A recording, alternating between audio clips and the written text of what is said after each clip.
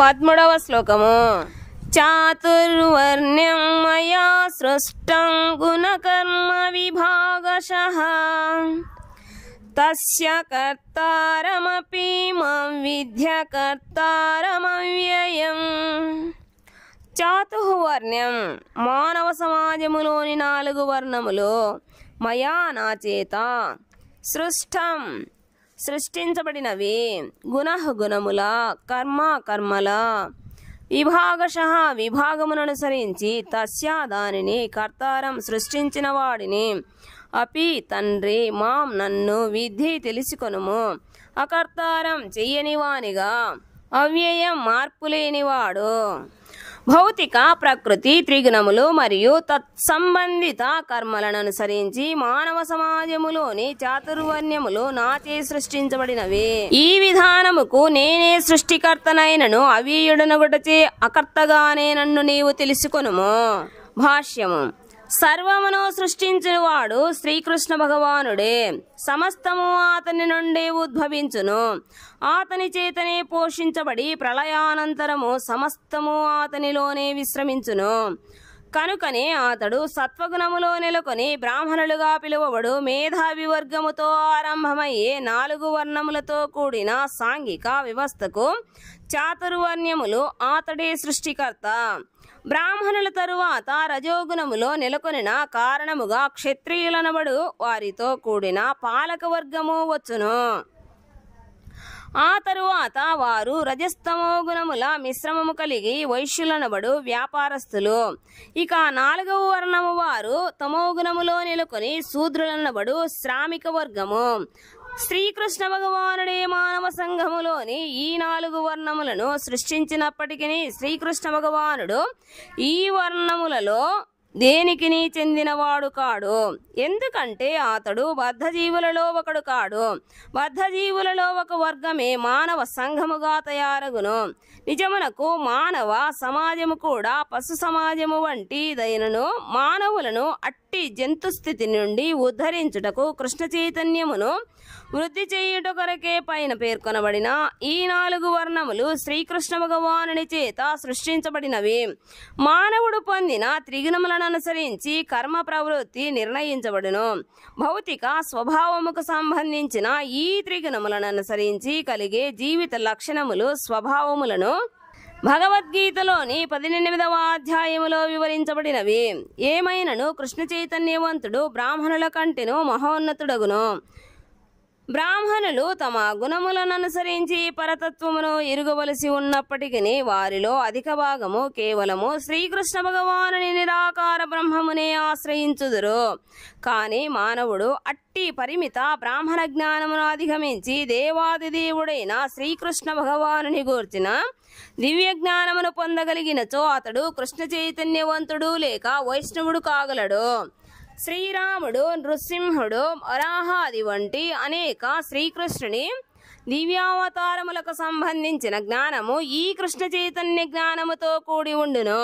దేవాదిదేవుడైన శ్రీకృష్ణుడు మానవ సంఘములోని చాతుర్వర్ణ్య విధానముకు అతీతుడైనట్లే కృష్ణ చైతన్యవంతుడు కూడా వర్ణ, దేశ, వర్గ వంటి మానవ సంఘ విభాగములన్నింటికి అతీతుడై ఉండును.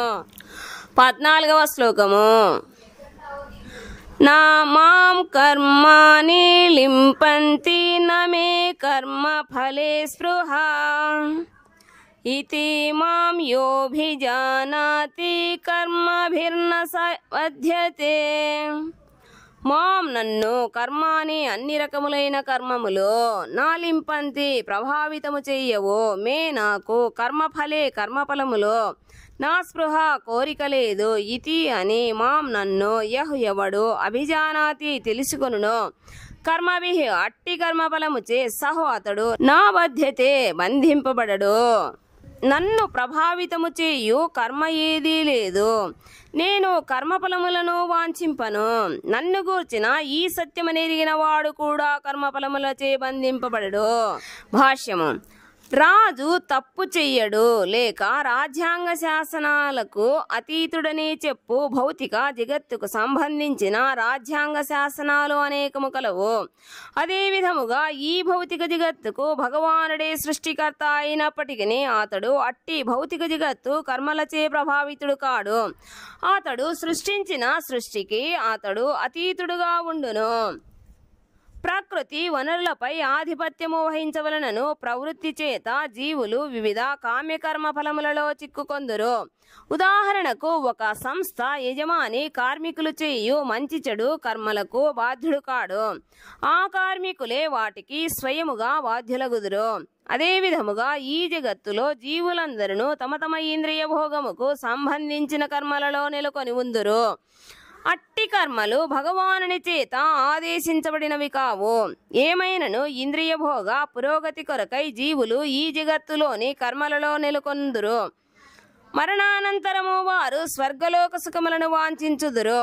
భగవానుడు ఆత్మారాముడు అయినందున అతడెన్నడును అట్టి స్వర్గ సుఖముల పట్ల ఏ విధమైన ఆకర్షణను కలిగి ఉండడు. నిజమునకు స్వర్గలోక దేవతలందరూ కేవలము అతని చేత నియమించబడిన సేవకులే. సాధారణముగా కార్మికులు కోరుకునే అధమ సుఖమును యజమాని ఎన్నడూనూ కోరుకొనడు. భౌతిక కర్మలకు మరియు కర్మఫలములకు భగవానుడు ఎల్లప్పుడూ అతీతముగా ఉండును.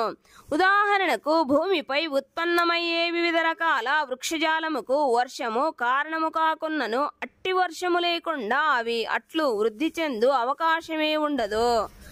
ఈ విషయములో వైదిక స్మృతి విష్ణు పురాణము 1:4:51 ఇట్లు నిర్ధారిస్తుండెను. నిమిత్త మాత్రమే వాసౌ సృజ్యానాం సర్గకర్మణి ప్రధాన కారణీ భూత యతో వై సృజ్య శక్తయః. భౌతిక సృష్టికి కేవలము భగవానుడే ప్రధాన కారణము. భౌతిక ప్రకృతియే నిమిత్త కారణముగా ఈ జగత్తు వ్యక్తమగుతున్నది.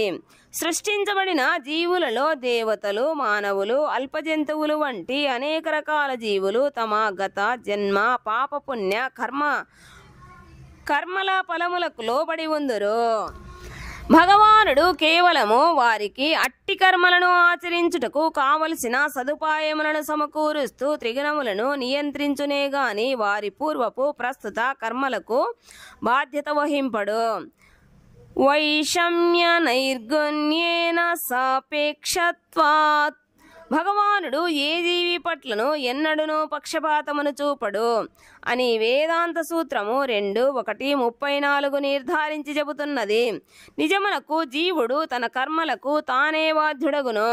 భగవానుడు కేవలము తన బహిరంగ శక్తి అయిన భౌతిక ప్రకృతి ద్వారా అతనికి కావలసిన సౌకర్యములను మాత్రమే సమకూర్చుతుండును.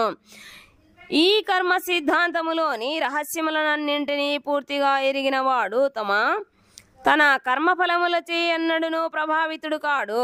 మరో విధముగా చెప్పవలెనన శ్రీకృష్ణ భగవానుని దివ్య తత్వమును అవగాహన చేసుకునిన వాడు కృష్ణ చైతన్యములో నిష్ణాతుడగును. కనుక అతడెన్నడూనూ కర్మ సిద్ధాంతములకు లోను కాడు.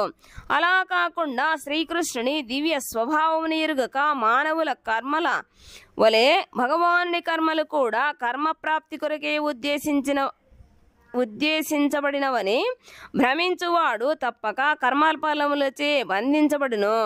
కానీ పరమసత్యమును ఎరిగినవాడు కృష్ణ చైతన్యములో స్థితుడైనట్టి ముక్త పురుషుడు.